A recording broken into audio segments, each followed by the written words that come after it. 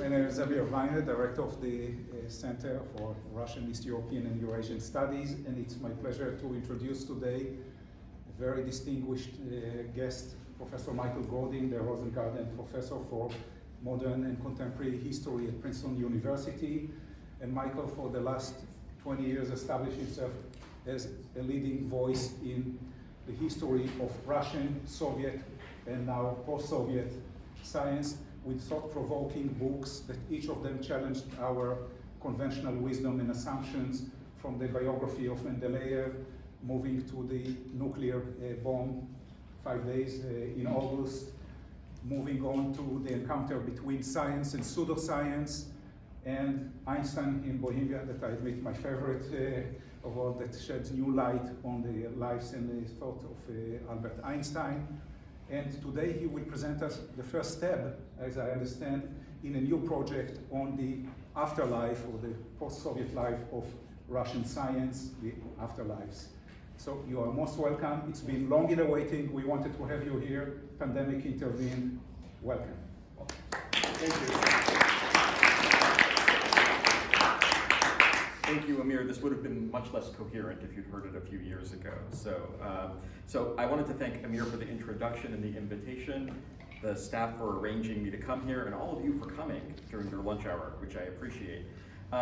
So I began working on this project in the summer of 2016, when the rise of populisms across Europe and North America, principally Brexit, prompted me to reflect on the robustness of science under stress. That is, how fragile or stable are science systems on moments of political turmoil.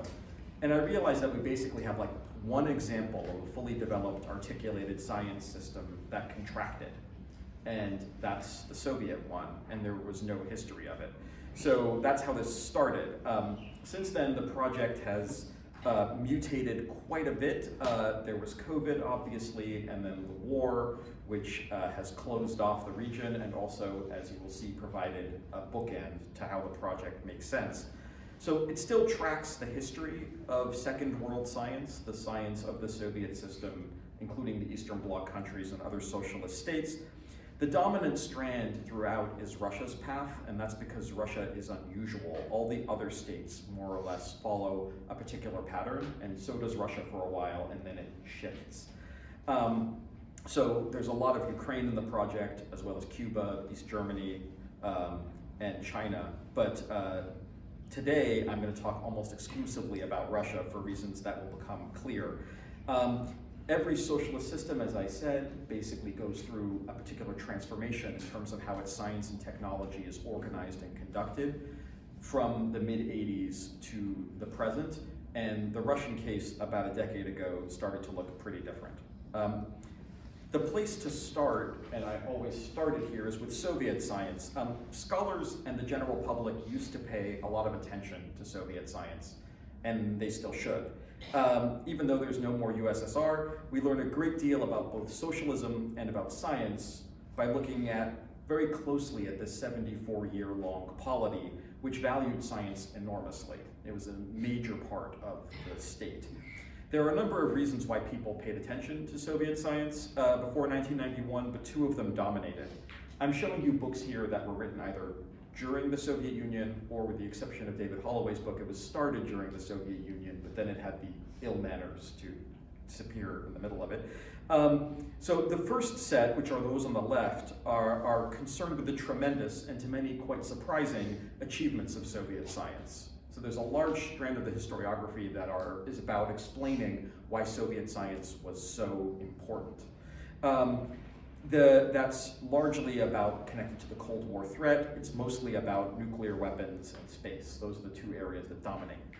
The second, which is the set of books on the right, are about, they're more epistemological in orientation, and they're interested in whether Soviet science provides an alternative science, another way of thinking about science that's distinct from the more homogeneous model that was congealing in Western Europe and North America. Both of these are still good reasons to focus on this region, but my motivation here is principally a third reason, which is seen from the perspective of what came in the 1990s and later. Soviet science came to be interpreted as being too big, that it was looking back, it no longer was it an alternative, no longer was it impressive, it was just out of scale. It was abnormally outsized, unsustainable. This is the interpretation you get in the 90s. And this problem of scale becomes very visible when you cross 1991 and the elimination of the Soviet Union. And each of the successor states has a different way of confronting this outscaled size of what Soviet science was, and they try to address it. There are, however, almost no in-depth studies that take a historical perspective on this, even though the issue of the scale of technoscience is a major topic of investigation and concern kind of globally in almost every country. These 4 books are basically what exists about the history of what science looks like afterwards. They're all written by direct participants in George Soros's program to fund Soviet science, post-Soviet science through the International Science Foundation. They focus almost exclusively on issues of funding and on issues of brain drain. I have lots to say about both, but I won't say a lot about either today. I'm happy to talk about brain drain afterwards if you would like. And they all leave out, because of their attention to the early to mid-90s, much of the bigger picture. So before getting to the argument for today and the outline, a word about prejudices, which are very hard to resist in this particular area. The dominant discourse on Soviet science and on Russian science afterward is basically that of pathology, that something is wrong with the way science was done there. You have on the top there, on the left, Lysenko and the story of Soviet genetics, which is a sad tale of suppression and misdirection. And on the bottom you have Chernobyl, the disaster in 1986, which is the starting point of where I'm going to begin. That's a very common narrative of what science was like in the Soviet Union. In Russia in particular, but also several post-Soviet states, you have the mirror image, which is basically Sputnik and Yuri Gagarin.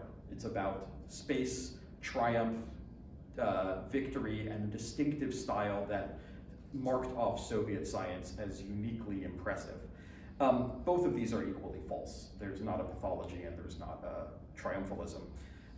And Soviet science, however, is different from Western science, but it's very difficult to come to blanket statements of worse or better, as I hope will become clear. So my argument today is that despite the diversity of post-Soviet pathways taken by the successor states to the Soviet Union, and the formerly and currently socialist countries after 1991, in terms of science, they basically have a broadly shared pattern.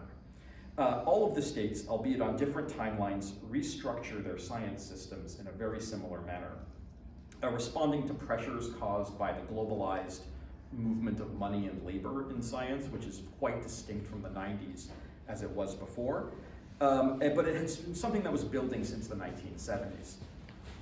The focus today, as I noted, is on Russia because uniquely among the 24 or so examples I've looked at, Russia decides in the 2010s to undo the extension out into the world and move autarkically inward, which no other science system chooses to do.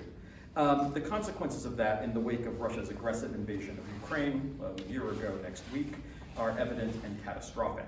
I'll go about demonstrating the pattern with 3 examples, each of which starts in the early Gorbachev years and then ends progressively later, ending up into 2022.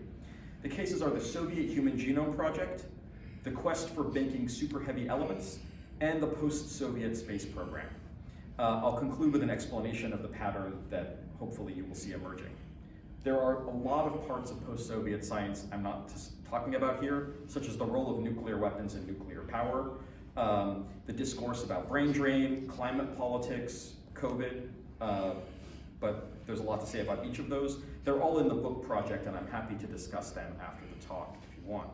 But we already have a full plate, so I'm gonna go ahead. If I speak too quickly, which is a thing I do when I get excited, and I get excited a lot, please just like wave or something and slow down. Hopefully I'm not there yet. So part 1, the Soviet Human Genome Project.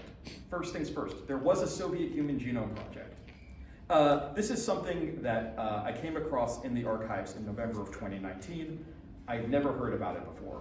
Neither had any specialist on the history of the Human Genome Project, nor any specialist on Soviet science. Nobody knew this thing happened, which I thought was weird. The very fact that the entire episode, which is actually quite large, has been completely forgotten, including by the participants who were in it, is a significant feature of the story. But first, a general point of background about the autarky of Soviet science in the Soviet period, the ostensible autarky. A common understanding of Soviet science, both at the time and in the scholarly literature, is that it was largely autarkic. This is what inspired in part some of these views of an alternative kind of science emerging under socialism. Supposedly, this autarky began to break down with Gorbachev in the mid-1980s, largely because of the international disaster of Chernobyl in April 1986. This strikes me as a misreading of the record. There are indeed times when Soviet science chose to cut itself off from much of the West. The later Stalin years are the best example of this. Or was cut off by the West, which is what happens right after the Bolshevik Revolution, when they're basically pariahs and they have to hang out with the Germans, who are also pariahs in international science in that period. But these are exceptions. Characteristic of Soviet science in the 1960s and 1970s is extensive international engagement, especially with European and American science. Starting in 1958, the Lacey-Zarubin Agreement starts exchanges of scientists and humanists back and forth. Most of the people who talk about this are social scientists and humanists because they're the ones who write histories of things, but a lot of scientists go in both directions. There's French-Soviet cooperation in space exploration. There's the Apollo-Soyuz mission, which was in '75, depicted here, and a series of bilateral study groups that are established in the 1970s on many areas of science during the détente era. In general, the Soviet Union was way more interested in openness than the Americans were. The Americans were highly suspicious about the nature of these exchanges, and the Soviets were interested in engagement in multiple fronts.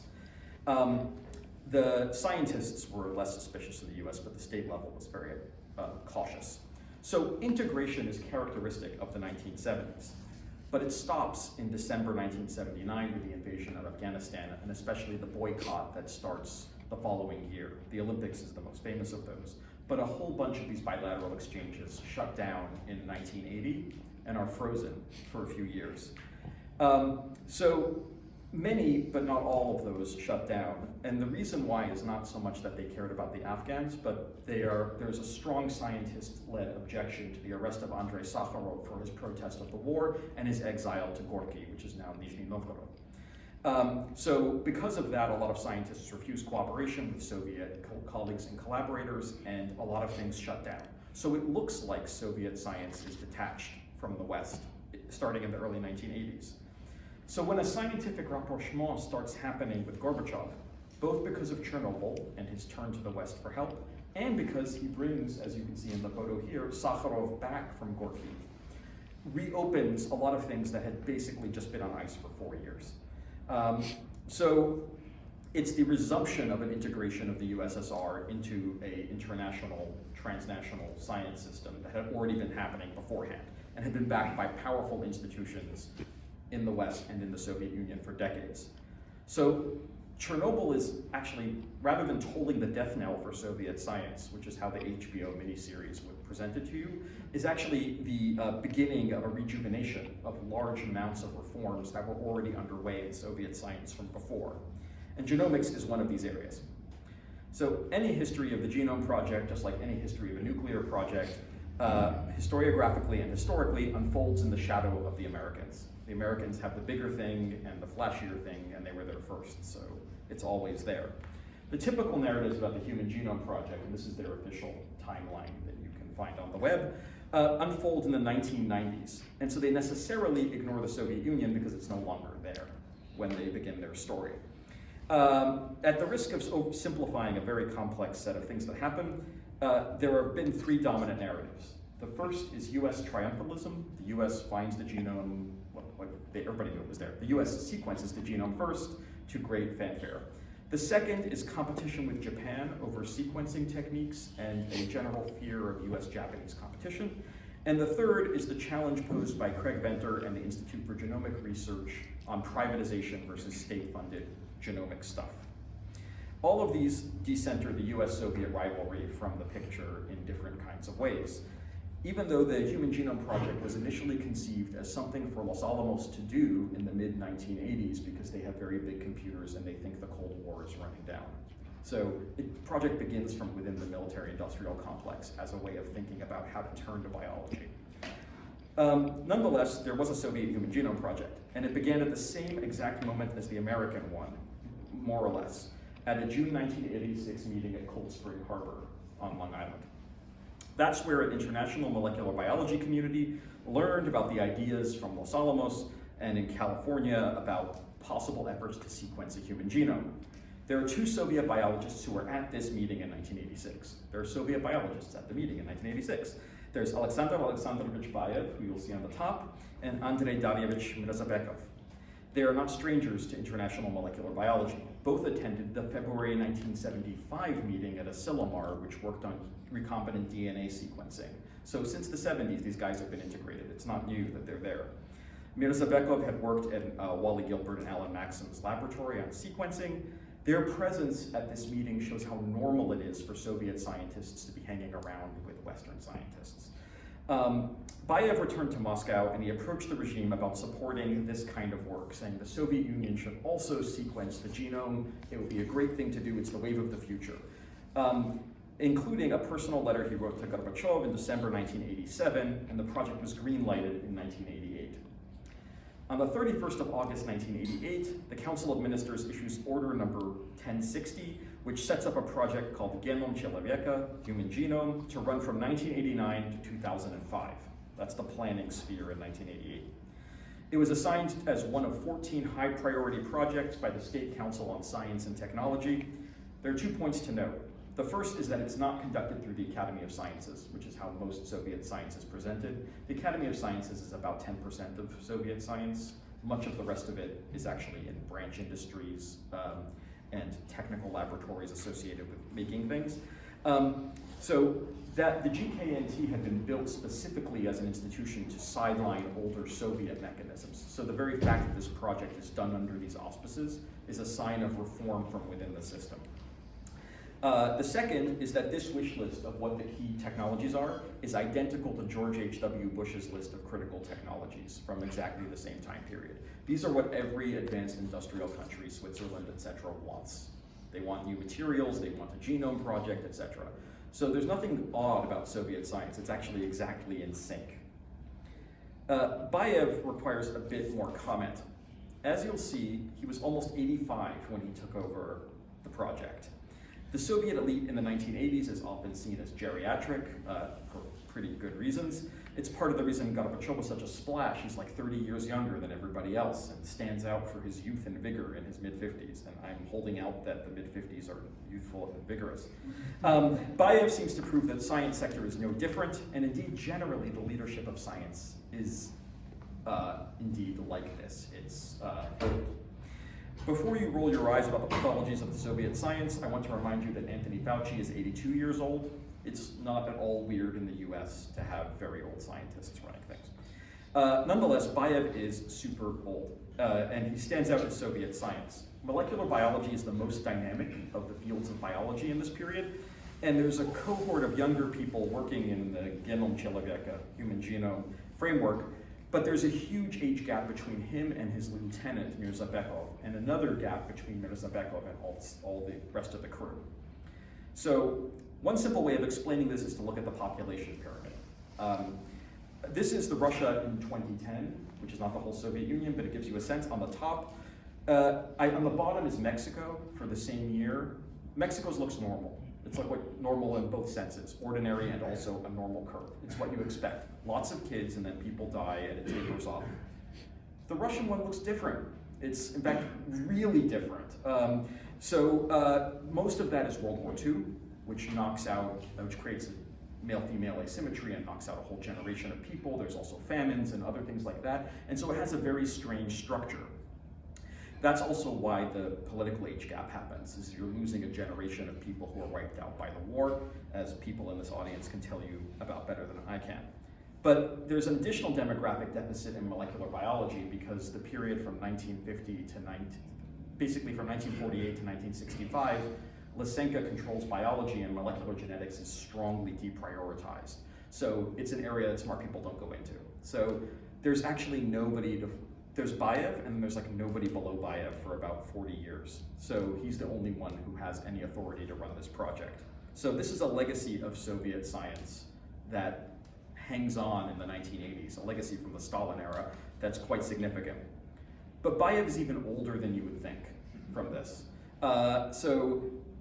He has a very fascinating biography that I'm going to briefly talk about it, but he's basically 17 years younger than he looks. He was born in Chita near Lake Baikal. He's the son of a lawyer and the grandson of a serf, but he had a hard time getting into university because he's the son of a lawyer in the early Bolshevik period. He ends up training in medicine at Kazan and then in molecular biology, or biochemistry as it was at the time. And on the cusp of defending his dissertation in 1937, he is arrested by the NKVD for being a Bukharinite plotting to kill Stalin. So he's sent to the Gulag, a bunch of places, but he ends up in Norilsk and is a physician in the Gulag for 17 years. He ends up moving around a bunch of places. He gets rehabilitated in 1954 after Stalin's death, and he defends his dissertation. So he is spent 17 years between writing his dissertation and defending it. So he's actually in his 30s instead of in his 50s. But he's basically 50 when he starts his scientific career.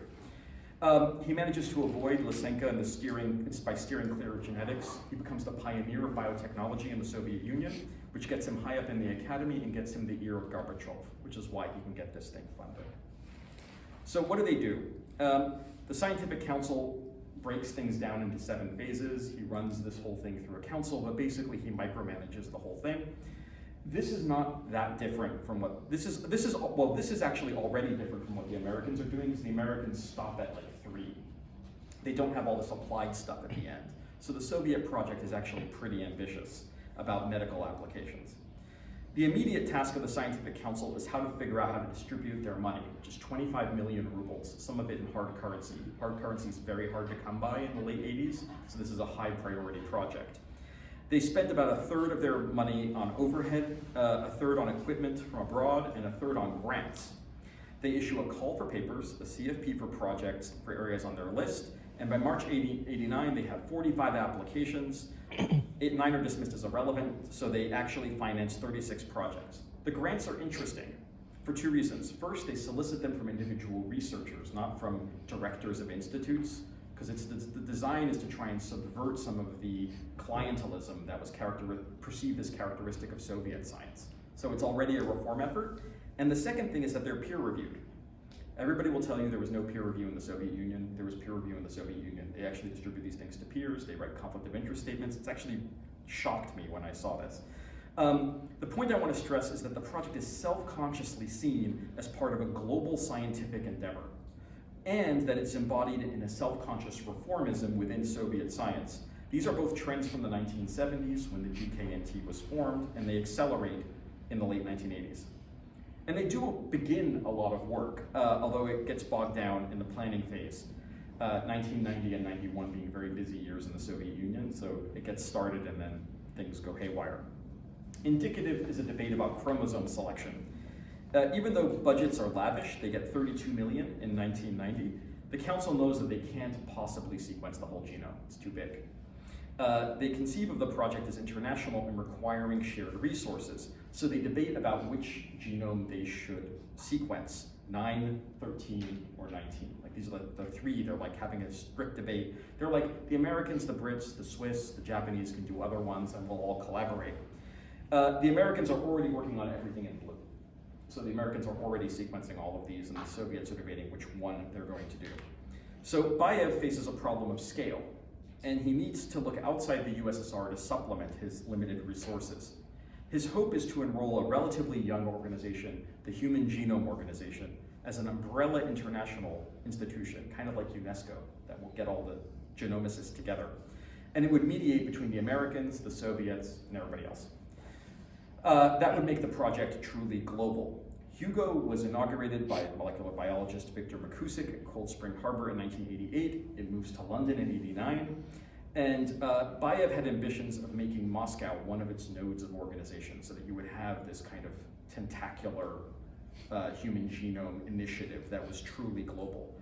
In late June '89, Bayev hosts both HUGO and UNESCO at this time being run by a molecular biologist, to Moscow to coordinate this. These three bigwigs show up, Jim Watson, McCusick, and Wally Gilbert, and they're representatives from France, China, Hungary, the GDR. There are 5 Soviet scientists, including Bayev and Mirzabekov, who are put on the board of directors of the council. It's hard to overstate how hard Bayev pushes for this. The Human Genome Organization will de-Americanize the project and get everybody integrated into a big thing. But in the end, this is not a good organization to lay your bets on. HUGO was never well funded. It didn't coordinate much. The Americans onboard the whole thing themselves in 1990, and the organization floundered. It still exists, it's based in East Asia, and it's not a significant player in genomics or genomics policy. But Bayev needed American cooperation, and the Americans had little incentive to cooperate. So what happens? Well, this is basically the story many people imagine when they think about what happens to science in Russia. First, the money runs out, as it does for basically every large-scale Soviet project. Simultaneously, the Americans consolidate their own human genome project, which leaves the Soviets with nobody to dance with. And third, Bayev dies in 1994, age 90. He's succeeded by Lev Kiselyov, who's then in his 60s, so you see this 90 to 60 gap, but he's still pretty old.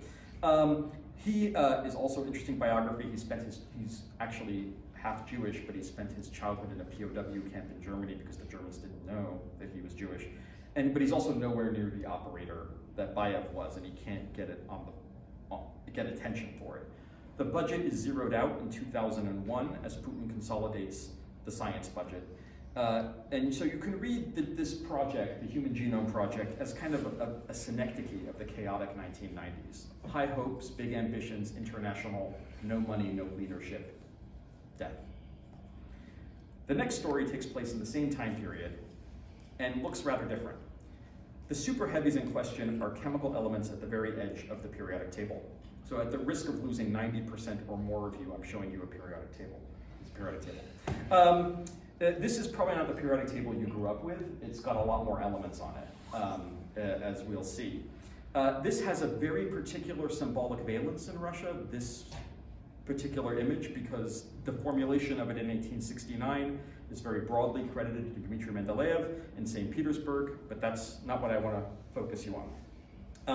So this is a fully up-to-date table, which is what I'm getting to. And what's up-to-date about it is that it's totally filled in on the bottom, getting down to OG. So those 2 rows on the bottom fit in the middle, so it extends really long. So I'm showing you this to clarify terminology, so please ignore the colors. It's important to understand that the 2 rows on the bottom are inserted right next to barium and radium. The heaviest naturally occurring element that you can find in the Earth's surface today is uranium, element 92. Everything beyond it, the transuranics that exist today, have been synthesized by human beings in nuclear reactions. Mostly in tiny quantities because they don't last very long and they're incredibly expensive to make. Plutonium is the big exception. It lasts 20,000 years and has some uses that make people want to make it. Thanks to the Manhattan Project and nuclear testing, the earliest transuranics are created in the US. Actually, they're really created at Berkeley. All of them are created at Berkeley. So, Berkeley will get a comeuppance later. You'll be all happy about that. But you can see in the names, there's berkelium, there's americium, there's californium, lawrencium, they're all about Berkeley. For technical reasons, synthesis is way harder after element 100, fermium. And so that's in the 60s when you get to fermium. That's when there's a pitched battle between the US and the Soviet Union about who discovered which element first. The reason why you want to discover an element is not because they are useful for anything at all, it's because you get naming rights. And the naming rights are super impressive. So this period, what happens after element 100, is called by chemists the transfermium wars. And there's a lot of, lasts the duration of the Cold War, there's a lot of sniping back and forth, basically with Berkeley winning every time. So there's an announcement of a discovery claim from one side or the other, it gets adjudicated and Berkeley wins. This happens over and over and over again. But something different happens at the end of the Cold War.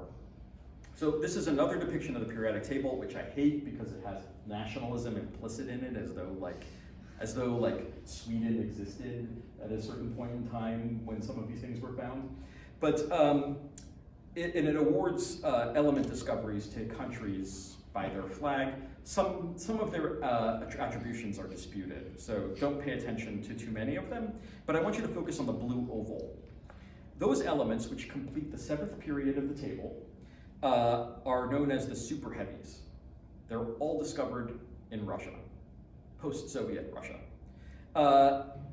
from 2004 to 2010. So this is already should be weird if you think that post-Soviet science doesn't exist. The previous Russian discovery, which the table lists as Seaborgium, but the Soviets wanted to call Kurchatovium, is from the 1970s. So there's a gap of 30 years of drought, 40 years of drought, and then this massive proliferation of discoveries. What's going on here? Why is post-Soviet science doing better than Soviet science did in this field? And this is the hallmark of an extremely expensive, absolutely no economic return big science. I should say that there's also here the emergence of Germany, as you can see in the middle there. It's a big story that Germany starts to invest a great deal in this, which I'm mostly going to pass by. There are 3 facilities in the world that can discover these elements. There's Berkeley, there's the GSI in Darmstadt, and then there's the Joint Institute for Nuclear Research in Dubna, which is outside Moscow. The concern here is what's going on in the early 21st century in Dubna. Perhaps the most surprising thing about the JINR is that there's nothing new about the laboratory. It's the same laboratory that had been there in the Cold War. It's got the same people, 130 kilometers from Moscow, and it's got a lot of the same equipment. It's still run until his death in November 1990 by Georgy Fyodorov, who had been a mainstay of Soviet nuclear research since the late 30s. He's the one who writes a letter to Stalin telling him that there could be a bomb made out of uranium. So he's been around a long time. And he's behind all of those priority claims. The techniques of making transfermium elements are relatively complicated. I didn't tell you a little bit about the science to make any sense about what happens next. So the basic idea is not complicated. You take a nucleus that is quite heavy, and you fire a small light nucleus at it and hope it sticks. And that's what needs to happen. So you need it first to overcome the electrostatic repulsion that's trying to make it not stick. And then you hope it doesn't blow the big, heavy, unstable nucleus apart. Almost always it blows it apart. And you also hope that the new unstable thing lasts longer than a couple of nanoseconds so you can observe it, and then you have a new element. I'm showing you the equation up top here for how to make element 118, because that's the heaviest element in the periodic table at present, and it has an interesting story. It might be a while before we get make any more elements, 119 or 120, because we've come to the end of a particular line of production. So we're not going to have any new elements probably for a decade or 2. So what you do is you take a special isotope of calcium, normally 40, which is quite rare, and it has special properties. You shoot it at californium, which is also super rare. It has to be synthesized. So you make californium, then you find the rare calcium and you throw it at it. It's quite a rare reaction. It gets you exactly to 118, and that's what the JINR did. The man on the stamp is named Yuri Oganessian, who succeeds Fyodorov as the head of the JINR. This was in 1990, in November, that he takes over, which is towards the very end of the Soviet Union. The JINR is hit with this same stuff that hits everything else in the Soviet Union. No money, no food, people leaving for other jobs, people leaving the country, vandalizing the equipment to sell it for cash, all that stuff happens. Perhaps even worse, there's no investment reason to get anybody to give you money to make these things because you can't use them for anything. The only transuranic element you can, besides plutonium, that you can use for anything is americium, which is in every single smoke detector you've ever seen. But all the other ones you can't use. So all you were fighting for is naming rights. Oganessian was born in Rostov-on-Don in 1933 to Armenian parents. His father is from Igdir, which is now in Turkey. His mother is from Krasnodar region. They end up moving to Yerevan when he's a child, and he grows up in Soviet Armenia. He starts working in the Russian Soviet Republic in 1956, and he has a host of achievements in this niche field to his name, including developing a method of synthesis known as cold fusion, which has nothing to do with the cold fusion scandal from 1989. It's just a different thing with an unfortunate name. If Leonov was the one who built the JINR, Oganessian reinvented it in the 1990s to become a post-Soviet institution.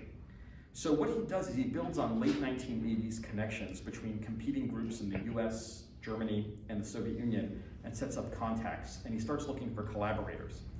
He has one thing to bargain with. He has this specialized gigantic machine that can make heavy elements. What he doesn't have is any money or any stuff. So he needs someone to give him money and materials. He turns to the US for those labs, to an unlikely place, Livermore Labs.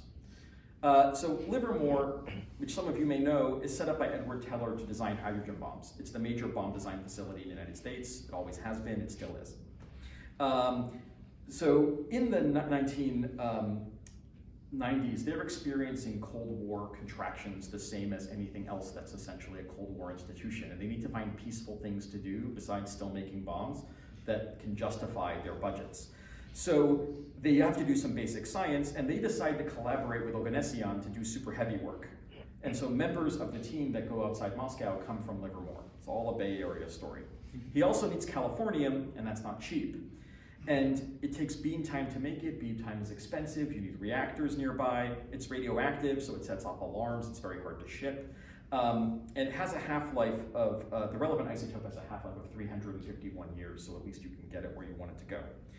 So he gets it from Oak Ridge, which is in Tennessee, which was initially part of the Manhattan Project. It's also a federal lab of tremendous power, secrecy, funding, etc. So Oganessian creates a network of Cold War institutions for a post-Cold War world where all of them are seeking different missions. They make 3, maybe 4 atoms of Oganesson in 2002, element 118. It's recognized as a discovery in 2015. His teammates, I gave it away, named the element after him. Element OG is named after him. It's the second element named after a person who is alive at the time of naming and the only one who's still alive. So he's still there, living outside Moscow. The discovery is greeted with both skepticism and relief, but not because it's Russian. What happened to Berkeley? Like, right, they were the ones supposed to do this. The Berkeley story is super interesting, and I know that I'm at Stanford, so it's a friendly audience about this. Berkeley actively worked at synthesizing superheavies in the 1990s. They were fully in the game. But they kept getting beaten by the Germans, as were the Russians. But in 1999, they believed, following a radical theory by a Polish physicist, that they had synthesized element 118, and they publish it in Physical Review Letters, that's the article where they publish it. It seems to confirm that Berkeley is still on top. They're way ahead of everybody else. But the Germans couldn't replicate it, and the Russians couldn't replicate it. And there were reasons why Smolanchuk's theory, who was the guy who supposedly did this, began to seem implausible. It made other predictions that didn't come out true. So after all these red flags, Berkeley starts an internal investigation, and in 2001 determines that the finding was erroneous. Everybody signs the retraction except for one person, Viktor Ninov, who is the lead author of the paper. He refuses to sign the retraction. He's a Bulgarian-born physicist who's another post-socialist emigre. There's lots of post-socialist people floating around everywhere in this story, and he ends up in Berkeley after having been in Darmstadt. In the internal investigation, Ninov is blamed for the false announcement, and there are allegations of fraud, which Ninov continues to deny. I mention this both because it is the context for Oganessian and Livermore collaborating that Berkeley is imploding, but also because it highlights pathologies exist in US science as well. It's not like this kind of fraud, malfeasance stuff is specifically Slavic. Anyway, that's the second case. Part 3, space. This is going to be the longest story in terms of time span and where the pattern becomes clearest, but I won't take the longest amount of time to talk about it. For our purposes, it begins in 1986, which you will recall is the year of Chernobyl. So it's supposed to be the worst year in Soviet science ever. But when you look at it from the point of view of the space program, it looks pretty different. Because 1986 isn't only Chernobyl, it's also Challenger. The immediate NASA reaction to the explosion of Challenger, which is 3 months before Chernobyl, is to halt all launches, crewed and non-crewed, for a year and a half. So that means that all the business shifts to the Soviet Union, which launches everything into space. The graph there is the percentage of launches in 1986 by country. The Soviet Union launches over 85% of all things into space in the year 1986. So it takes over much of the commercial market. At first, the People's Republic of China is part of the outsourcing, but the Americans stop outsourcing to them in 1996. So then the US is reduced, especially for human spaceflight, to two options: the shuttle and using Russian launch vehicles. But I'm getting ahead of the story. 1986 is not only a banner year because the Americans suffered a defeat, it's also a great year. Less than a month after Challenger, the Soviets launch Mir space station, designed to last 5 years, it lasts 15. This is its full form. It lasts until March 23rd, 2001. It was smaller in 86. After the Americans get the moon landing, the Soviets reorient to space stations. That's what they're gonna do. The Americans can do the moon, we're doing space stations. And it's one of the last, this is the last one the Soviets launch, and despite all of its problems, and it's kind of falling apart for all of its 15 years, it's a success. The second achievement is the flyby of Halley's Comet, which the Soviets also do, and they get that picture of the core of Halley's Comet in 1986. Again, Soviet space looks really quite good. Not everything is sunny. The last space probes launched by the Soviet Union, Phobos 1, was launched on the 7th of July, 1988, Phobos 2, 5 days later. These are a new probe design that was an update of the one sent to Halley. The idea is to investigate the moons of Mars, Phobos and Deimos, Fear and Panic.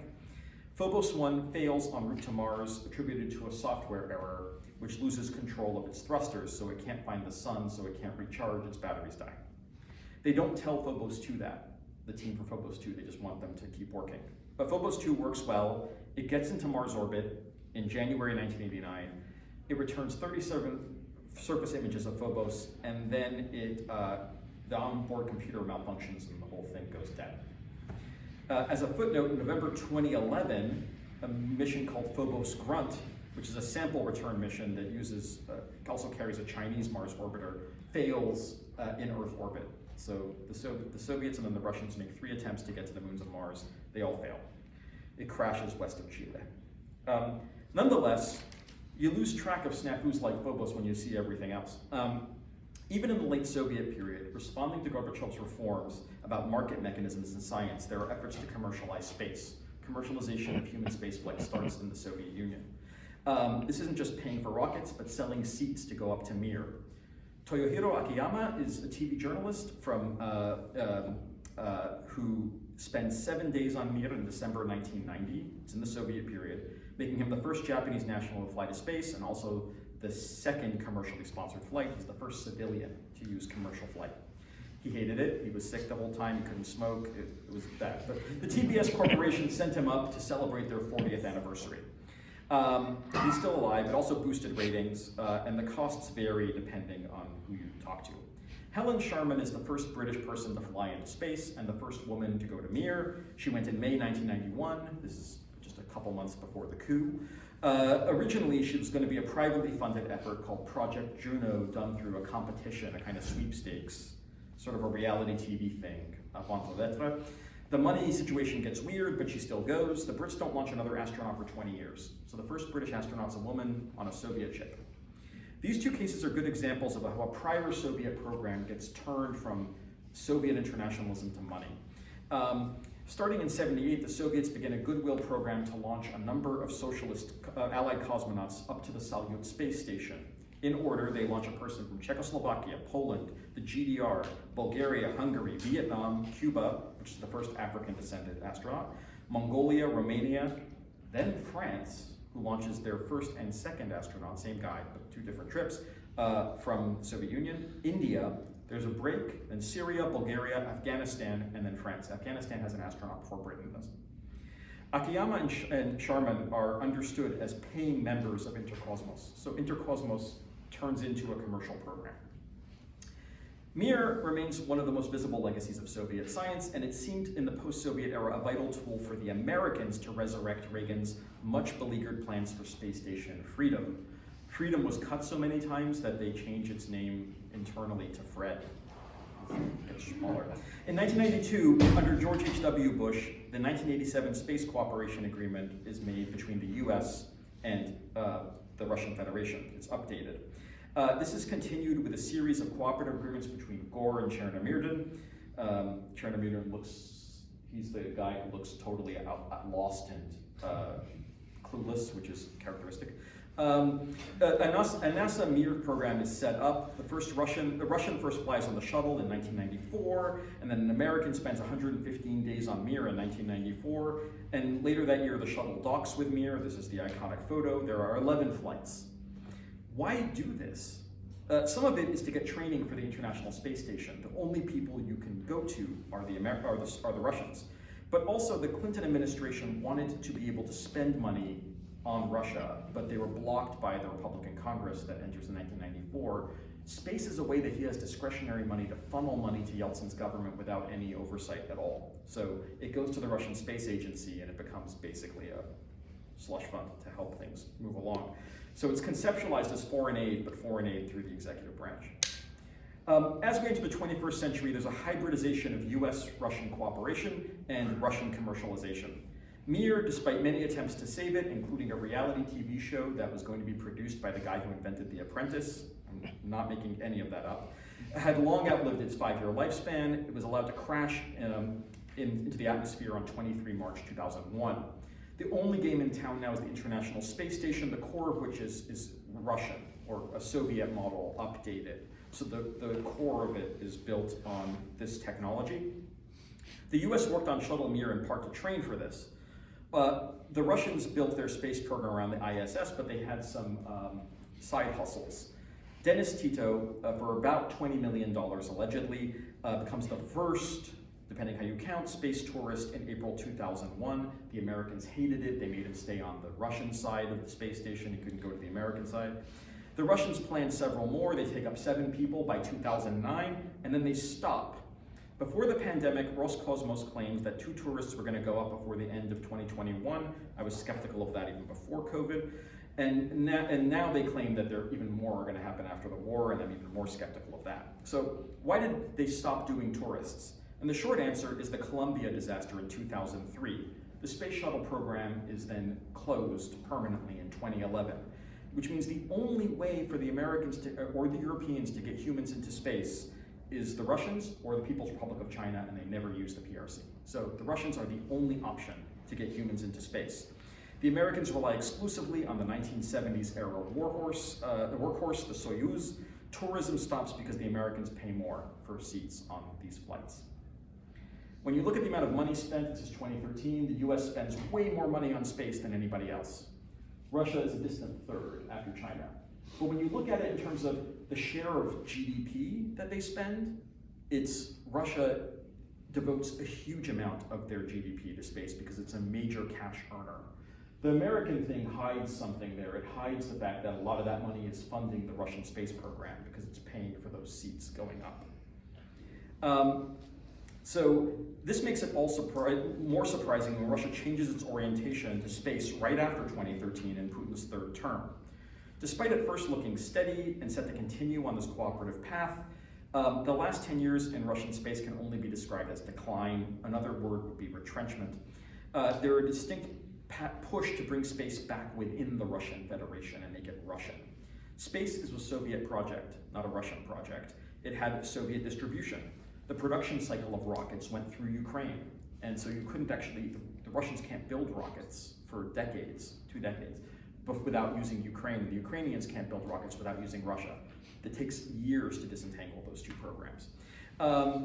Leonid Kuchma, the 2nd president of Ukraine, was the boss of the rocket production facility. Like it's embedded in the relationships between the 2 states.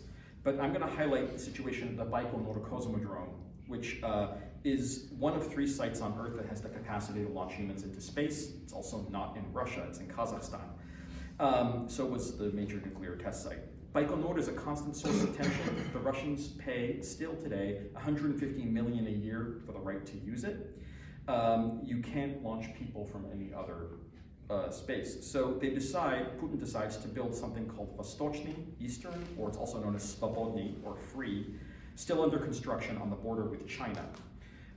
It had its first launch attempt in 2016. It's been hugely expensive and massively corrupt. So corrupt that Putin had to go out there and fire people because it was beyond normal levels of corrupt. Then Roscosmos gets transformed. Dmitry Rogozin, who's the guy you see standing there, is appointed in 2018 to head Roscosmos. He's a product of the Soviet science system. His father who had worked as a military scientist. He was Putin's deputy prime minister for defense and space industries. He's also one of the first people sanctioned by Obama after the annexation of Crimea in 2014. He was appointed to head Roscosmos, as it was transformed from a state agency into a state corporation. He's generally catastrophic, antagonizing, alienating, autarkic. The Americans, or rather a particular South African who lives in the US, changed the landscape as well. SpaceX launched astronauts to the International Space Station on 30 May 2020, the very beginning of the lockdown. It ends US dependence on the Russians. The Americans don't need the Russians anymore. They can just pay Elon Musk. This has been a real dent in the tourist market, and potentially it has an impact on the fate of Roscosmos. Then there's COVID, which disrupted much space activity in Russia and of course globally. An estimated 1/3 of Russian space activity stops. There's bankruptcies and lockdowns, etc. Again, in parallel with other Putin government moves, in October 2021, those employed in the space industry are instructed not to speak to journalists at all about anything. Not classified or not classified. If you say anything about space, you get classified a foreign agent, which is not good.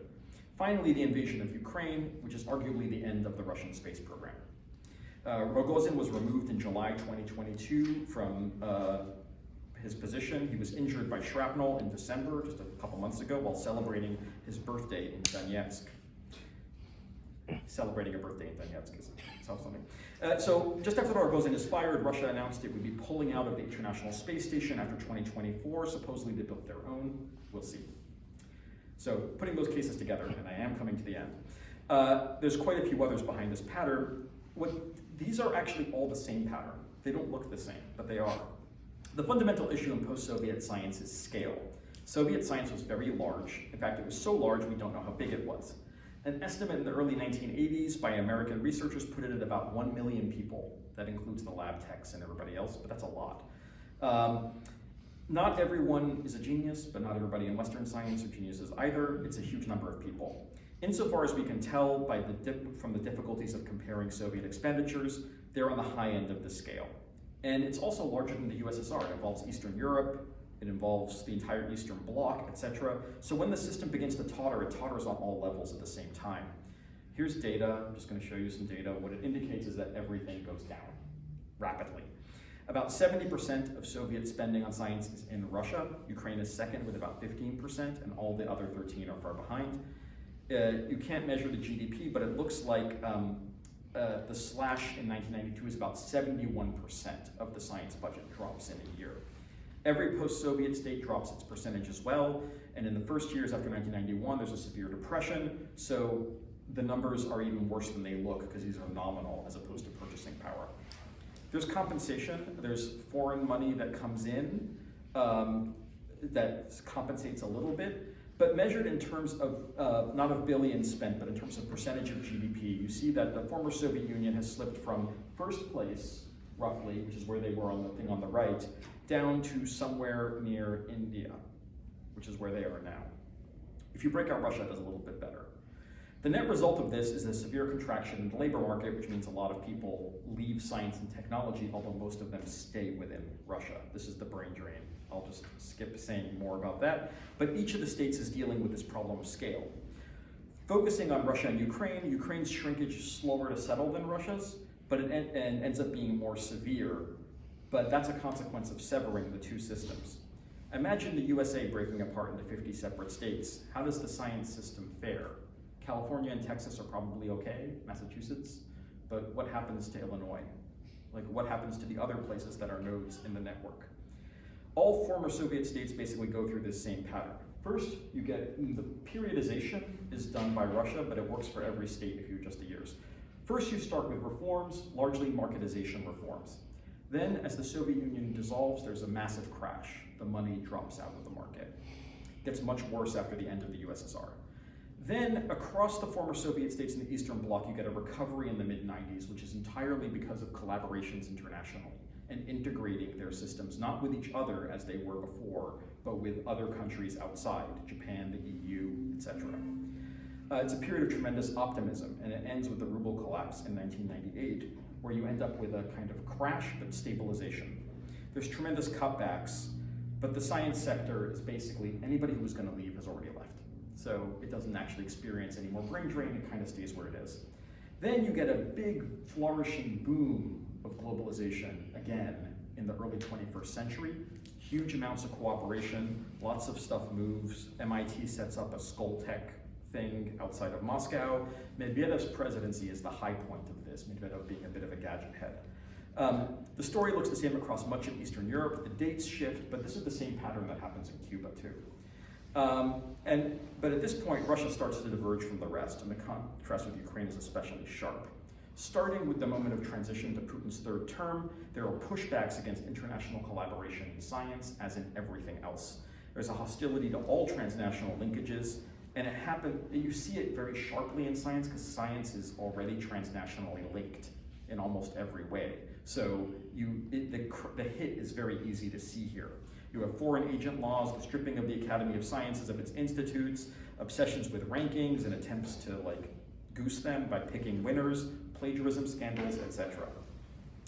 And finally, as we move into more recent years, I'm not sure how to date this one exactly, you end up with a cratering that's quite dramatic, that starts before the war. This Academy of Sciences is completely neutered. COVID happens, very bad response to COVID, and then a full-scale invasion of Ukraine. The sanctions and boycotts after February 2022 are catastrophic. Ukrainian science was heavily weighted in the East, so it's been very badly damaged too, but it's not a systemic collapse. If you plot everything that I told you before along this, they all go through the same pattern. It's just when they end. The Genome project ends earliest in the moment of dissolution. The Superheavies stop before the crater, but that's only because they found all the elements there were to find. There's nowhere else to go. And space goes through the whole thing, but it's the same consistent pattern that moves throughout it. And something happens, all the rest of the socialist world stops at 5 and stays there. And something weird happened with Russia, and it moved. It's a self-inflicted wound, and we'll all be the poorer for the end of one of the world's great science systems, but I have to say I'm not especially optimistic for what comes next. Thank you very much.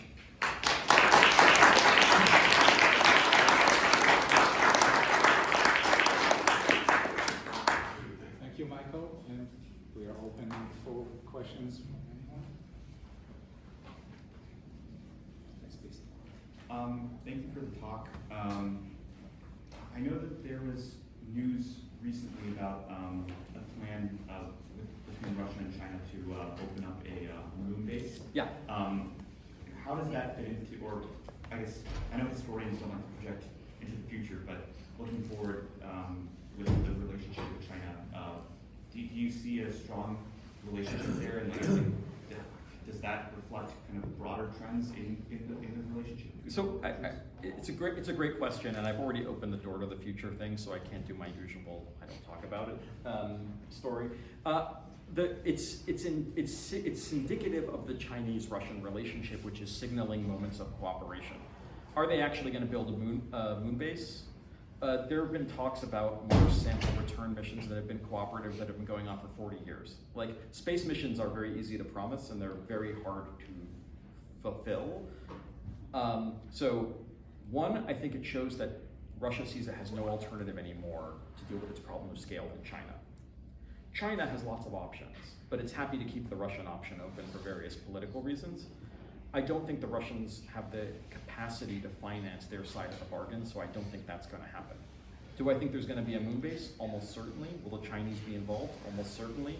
Will the Russians be involved? It's hard to see how that's going to happen. So I think that it shows something about the politics of the moment, but I don't think the realities will play out the way they are because the damage that has happened because of the war is so severe that I don't know that the Russians can continue. So that's my prediction. Could be wrong. I usually am. David. Yeah, thanks very much for the talk, Michael. I have a question that goes a little bit off to the side. It's just the sense of where the scientific community fits into Russian society now. Whatever you might think about the system in the Soviet period, it was a lot of funding, a lot of prestige in science, individual scientists who became important civic figures, Sakharov most obviously, but others as well. How do you view the evolution of the scientific community as a whole? I think you kind of know where I'm going to go with this, and I expect we'll agree, which is it tanks very fast in the early 90s. By 1998, so academician or scientist used to be like the most prestigious thing you could be. It's ranked below farmer by 1998. And it's not quite that low now, but it's low. The fact that you can put someone like a thug like Rogozin in charge of the space agency is a statement of the fact that the regime doesn't care about science, and it's not just the regime. The regime doesn't care about science because the public doesn't care about science in the same way. I think most of the public is happy to outsource the technologies to other countries so that they can buy them and import them. That's, of course, difficult right now. You'll notice that the stamp, there's a stamp with Oganesyan on it. It's an Armenian stamp. The Russians don't have stamps with scientists on them anymore. There's still a valorization of Gagarin and still a valorization of Sputnik, but the contemporary scientists are not part of the public conversation. I don't know if that, I'm not necessarily saying that that's like a unique phenomenon. I think that you probably see something like that globally. A sort of, scientists still matter, but they're not, figures like Einstein and Oppenheimer don't have the public credibility they used to have. But Einstein and Oppenheimer are kind of outsized examples, so I'm kind of cherry picking. But like people like Hawking, they had a place, but I don't think the place was as big as it had been earlier. I just think in Russia, the decline has been faster. And, but it's striking. It is noticeable that academician is now seen as a sinecure and a way to get a good pension, and not as a statement of your tremendous contributions to world civilization. And that's what all the public opinion polls are indicating. So it's been a real transformation of once one of the most science-friendly polities has transformed into a state that doesn't care a public that doesn't care that much about science. Again, I'm not singling them out as pathological. I think it's a global trend, but it is a trend. Norman? Thank you for a wonderful overview. One of the things I was thinking about is this bad period we're in right now, of the war and this kind of trough for Soviet science. But war often serves as a kind of odds stimulant also for science in particular ways, particular technologies that are related to war. Is it conceivable, or should we think of this period as a period in which maybe the Russians are focusing on, military-related sciences or technological innovations that might, improve their chances in the battlefield? I mean, it's a good instinct. The place where that's happening is in Europe, where the fears about Russian oil and Russian gas are prompting substantial investment in lots of alternative minerals. In Russia, I think the answer is no, and the answer, I can give you two pieces of evidence for that. One is the microchip industry, they basically just seceded it, they just dropped it in the 1990s, and it's hard to imagine where they could go without a microchip, an in-house microchip source. And the second is the fact that the most effective weapon they have now are drones that they're importing from Iran. Like, that's where, Iran is an interesting case of an autarkic, but with extensive international connections, a community that has functioned in science under sanctions extremely well for decades. The comparison it's early days yet with Russia, but the comparison is much more in Iran's favor for that. But I don't think the Russians are able to develop that kind of investment, both for financial reasons, for the sake of technical infrastructure, and also because a lot of the personnel have left. Not some of them left now, but many of them left in the last 2 decades and never came back. So I don't think that's likely. Again, I could be wrong, but I do think there are ways this war has spurred very different conversations about science and technology investment everywhere else. But the Kremlin doesn't have that many options.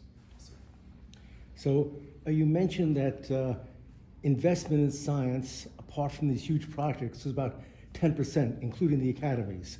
No, the academies is 10%. Sorry, of the science budget, the academy is 10%. And so the universities would be Another 10%. another 10%. Okay, now post-Soviet, the universities, at least some, seem to make a rise. Yeah, New that's true. universities formed, and you mentioned Skoltech. Yeah. And there's also a flow of algorithmic expertise into the US, especially into the Valley, even a Russian venture capital outfit on Sand Hill Road. Yeah. So by about 2016, though, a lot of this dried up as there was a shift to the military. Yeah. So would you just say something about these other trends? I think that sort of fits into this sort of picture, is that what you end up seeing is a turn away from international linkages, an attempt to make the Russian internet autonomous so that it can be cut off from the rest of the world. So I think that time scale roughly fits. There was something very specific I wanted to say about basically the story of, sorry, can you phrase the question again? I sort of lost it for jet lag. Like just the fact that there is. It's basically, maybe it's a minor trend, but the rise of universities. Oh, sorry, the universities, yes, I can say, thank you. So the 10% was where the Academy of Sciences was at the end of the Soviet Union. It shrinks and the money goes to universities instead. And there's an attempt to try and develop research universities within Russia that's actually quite successful, starting in the early 90s, even at a time when things are limited. That really crests in the first decade of the 21st century, very impressively. There's a lot of collaboration, and a lot of the cooperation isn't just people coming here, but people going back. Skoltech is now dead, but it was an attempt to try and build MIT into a kind of Soviet Silicon Valley. So the universities were the bright spot in this period of stabilization and globalization too. And that sort of ends. And some of it is military, and some of it is just suspicion that the university structure system allows too much foreign engagement. And for various security reasons or ideology reasons or whatever else you might want to think, there is a retrenchment from that kind of engagement that starts around 2015, 2016. So your periodization of what happens here is that sounds exactly right. And the thing I didn't talk about here is the universities are a big part of the story, of the engine of the rise, and then when the state backs away from it, an engine of the retraction. So, sorry I lost it there, but I hope that helped. Yes. So you mentioned that the super heavy element search was totally pure research with no applications, but it seems the other two threads are dual use. Do you see that affecting this timeline at all for them, or how they react to these situations? It's an interesting point, but basically no. It's another way I would think about it is while they are dual use, I think from the point of view of the funding agencies in the Russian state, they are also about prestige. And of all the three, Superheavies is the most prestigious. IUPAC, I was told, revisited all of their rules in the early 2010s about how to name elements, because you have rules about what you can use. You cannot use political leaders, in part because they were worried about plutonium becoming a thing, but you can't have Napoleonium either, has to be a scientist or a place or something else like that. But part of the reason for the investment in it is that it has prestige rights that are quite impressive. Moscovium is now an element. And so I think it has utility that's not financial for the sake of the state, so they're willing to bankroll it somewhat, but yet much of the money comes from right around here abroad. I do think there's always a hope, and at least a way it's sold, that these things might have some use eventually, where americium is held up as, oh yeah, that's really useful, but that's been around for 70 years. None of the others have had that effect. I don't think they tell the funding agencies these things have no utility, but they don't have any utility. The space one is, I use it because it's a large investment and it's the whole length of the time, but it's also weird because there's very little research that's part of this. It's basically taking people up into space and taking people back. The most important research that on the Russian side that's happened is all of our data on long-term physiology in space is Soviet or Russian, because they're the people who have spent hundreds of 200s over a year in space. So all of our notions of human physiology under microgravity is the research area, but that's of limited capitalizable utility either, but it's still a very important contribution to a global conversation, which means the Russians need a seat at the table. And the seat at the table is a part of a lot of the globalization. I need to think more about that. One and the last one there. So you talked in the beginning that you came to, you said in the beginning that you did this research under the context of like the impact of populism on the sciences, and I was wondering to what extent did the takeaway can be generalized, or is it just like this context of political science? It's a great question, and this is very speculative what I'm about to say, but I think you see elements of this in the UK. That there are retrenchments of European funding. There's some amount of brain drain of people who are like, I'm not going to stay in the UK because I don't know where this is going to go. And the long-term effects that might have on British science is a thing that the state worries about. It's actually like an active feature.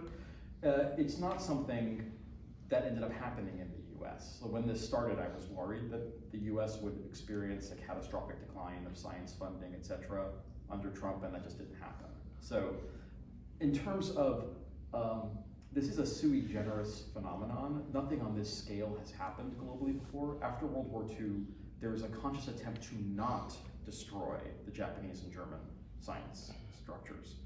And there were plans of that. Some people wanted that, but that's not what happened. So this is one thing that's happened. The thing that gives me confidence that the pattern is more than just a sui generis thing is that it happens in every socialist state, including those that are still socialist nominally, like Vietnam, Cuba, and China.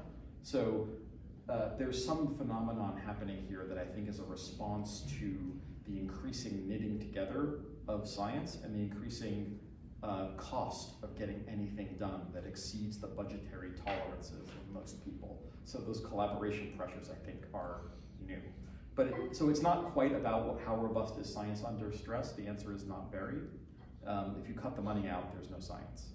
But the strategies of how you deal with the money cutting out, I think, is a quite common phenomenon. And you see this in many states that are experiencing budgetary pressures that they're doing something similar. I hope that helps starts to get at it. These are good questions. One, and Laura will be Thank you for such a substantive presentation. So interesting. So the question is, what happens to the society where not only the science, but all other aspects of cultural scientific life, they just go inside, probably have less money. What's going to happen to economy? A year ago, the prediction was they're going to crater in half a year because of the sanctions. And from what I read and hear, it is not the case, and this import replacement supposedly is happening. So I'm asking you for speculation, obviously. Is there precedent, or is there scientific view of what happens to the society where things like this can happen on such a scale?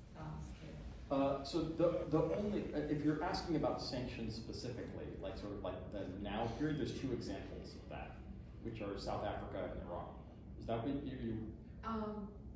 I guess it's just, I was thinking about on a larger scale, because I think it's not only about sanctions at this point. I think they are pulling inside even when the sanctions are not there. I think they are just paranoid about, cooperating and stuff. So, sanctions plus everything else that is driven from the inside. So North Korea's been around for about 78 years. Like, you can do this. It's doable, but it has enormous costs for your population, and it has enormous spiritual effects if one wants to think about what they might be. It definitely reshapes what your culture is. But it's not unheard of that you could do this. I think what is unheard of is that you can maintain the same level of scientific engagement as you had before once you become autarkic, because you have neither the resources nor the social structures that enable that kind of collaboration. So the Chinese, even as they restrict in lots of other ways, the scientific collaboration is continuing. It's an extremely important part of Chinese science and US science that there are collaborations. So the autarky is completely possible. It has enormous effects on the shape of your polity afterwards, but it's not like it causes the state to disintegrate. It just means that you're a state without a significant scientific infrastructure, which you could care about or not care about, depends on who you are. And I think that the Russian state has made choices that they knew would have negative effects on their scientific infrastructure, and they priced that in. They just thought they had other priorities that were more important than this. The only two Russian political leaders in this entire period who care about science policy at all are Gorbachev and Medvedev. Yeltsin doesn't care, Putin doesn't care, and that's true for the entire Soviet Union, actually. Most of them don't care about science policy either. They like the gizmos, but they don't really care about how to get this thing going. So you don't need to have a lot of investment in the state, but you do need to have a commitment to keeping some of the structures going. And the structures themselves are evolving over time. This globalization was not necessary in the mid-20th century, but it is now. So, speculative, but big picture. Last but not least, Laura. Thanks for the presentation. I was wondering, to what extent is climate science, or has climate science been a victim of this same trend, first in the Soviet Union and under mostly Putin's Russia? I'm just particularly curious because Russia is particularly vulnerable to the consequences of climate change, and it's always baffled me recently the lack of funding channeled into climate. Yeah, one of the strands that goes through this project is climate, because it's a major topic throughout. The Soviets invested quite a lot in climate science. They ended up deciding that anthropogenic climate change, this is in the 80s, was not going to be as big a deal as people thought. But in some of the collaborations, those bilateral collaborations, one of them was specifically about climate change in the 70s. So there's a long tradition of looking at this. There's a lot of climate skepticism in the 1990s that's part of a pretty conspiratorial public culture. So the trend you have that they're actually not spending that much is largely because the leadership doesn't think it's going to affect Russia that badly. The models have changed over time to show how much worse it's going to be, but it's hard to fault people in the mid-90s for what our models in the 2020s say. The models looked a little more confusing then. Distinctive, though, is that in 2003, the reason the Kyoto Protocol goes into effect is that Putin signs it and ratifies it. The Americans, right after Bush pulls out and the Americans secede from Kyoto, the only reason it's active is because Russia's the spoiler state. It's the only state that can get it to go into effect. And so the interesting question is why, for this period from 2003 to 2010, the Russians were actually kind of climate hawks. And it's a weird moment. I'm still trying to figure out what's going on. Thane Gustafsson has just published a book called Klimat, with a K and a no E at the end. That's the book that I would look at. You already know it. Okay, yeah. So that's that. But that period is to me the perplexing one, because there are lots of biases because of fossil fuel petrostate that it would never have that moment, but it does, and it falls into this globalization 2 phase, and it's an interesting moment. But climate is one of the things I'm tracking because it is a fascinating example. This is just the beginning of the project. So thank you so much. Thank you very much.